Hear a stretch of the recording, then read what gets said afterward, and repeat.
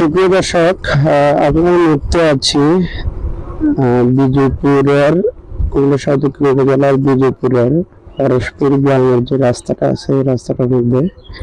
এই রাস্তাটা সম্পূর্ণভাবে ডুবে গেছে।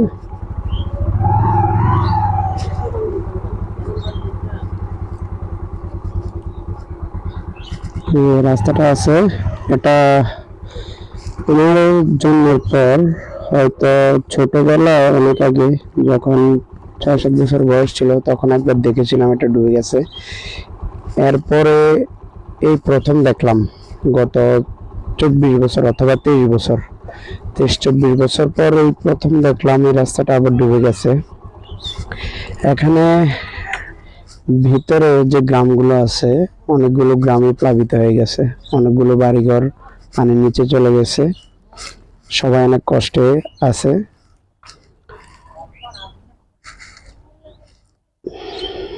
আমরা সবাই নিজের জায়গা থেকে আমাদের আশেপাশে যারা আছে তাদেরকে একটু হেল্প করতে হবে।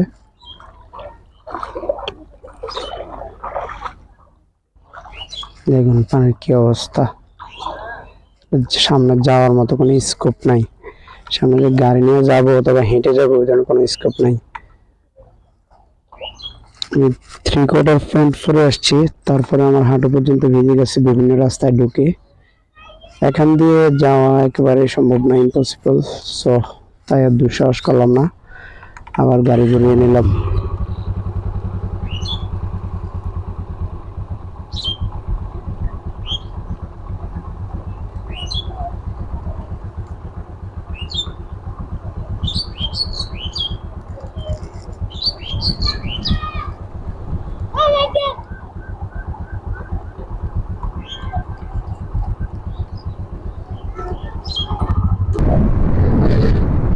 যে দেখুন পানির অবস্থা, এখানে আশেপাশের যে বাড়িঘর গুলো আছে ওগুলো অর্ধেক পর্যন্ত পানি উঠে গেছে।